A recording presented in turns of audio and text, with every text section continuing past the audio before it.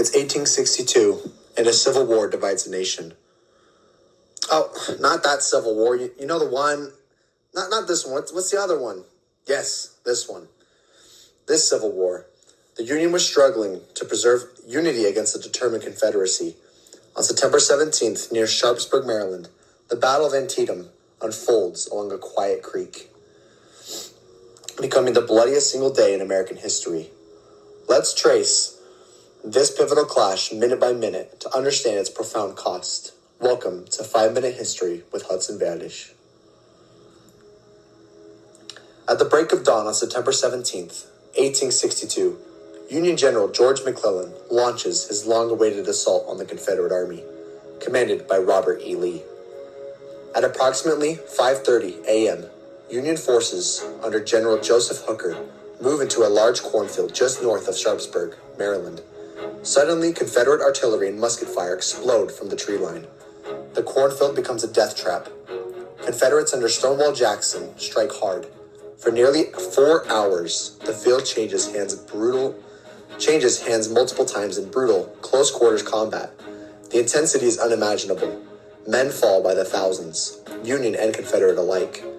This opening clash sets the tone for what will become the bloodiest single day battle in American history. By 8 a.m., the fight moves to a critical defensive position, a worn-out sunken road running through the Maryland countryside. Confederate soldiers dig in along its banks, using the natural trench as a formidable stronghold. Union divisions under Generals French and Richardson launch relentless frontal attacks against the position. The fighting is intense. Waves of Union troops march into a storm of gunfire. Cannon smoke mixes with dust and blood. The sunken road, later named Bloody Lane, becomes a scene of unspeakable carnage. Corpses pile up so thickly that bodies are used as cover.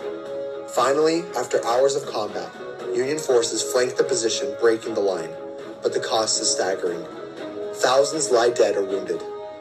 Though the position is taken, the victory feels hollow, a grim reminder of war's brutality. As noon approaches, Union General Ambrose Burnside is tasked with capturing a crucial crossing over Antietam Creek, a narrow stone bridge guarded by a small force of Georgia riflemen on the high bluffs. Though outnumbered, the Confederates have the advantage of elevation and cover. Repeated Union attempts to storm the bridge are met with withering fire. Hour after hour, Burnside's men are repelled. It isn't until early afternoon that Union troops finally manage to cross, but the delay has cost them dearly. Precious hours lost that could have changed the battle's outcome. Confederate defenses are now better prepared. With the bridge finally taken, Union forces push forward, threatening the Confederate right flank. It seems at last Lee's lines might break, but suddenly salvation arrives for the South. General A.P. Hill's division, after marching over 17 miles from Harper's Ferry, arrives just in time to launch a furious counterattack. Their fresh troops slam into Burnside's exhausted men, halting their advance cold.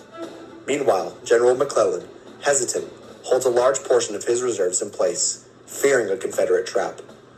The Union advance loses momentum. Across the battlefield, both sides are battered, wearied, and running low on ammunition. By 5:30 p.m., the guns begin to fall silent. There the troops stand, exhausted and bloodied, after what many historians call the most lethal day in American military history. In conclusion, when the smoke clears on September 17th, more than 22,000 Americans are dead, wounded, or missing. The Battle of Antietam is tactically inconclusive. Neither side claims a true victory, but strategically, it's a turning point. Lee retreats back to Virginia, and for the first time, the Union can claim the upper hand. President Abraham Lincoln uses the moment to issue the preliminary Emancipation Proclamation, transforming the Civil War from a battle for reunification into a fight to end slavery.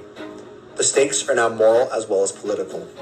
The war enters a new phase, bloodier, bolder, and more consequential than ever before. Antietam remains etched into American memory, a haunting reminder of the cost of division. This was 5-Minute History with Hudson Vandish. Thanks for watching.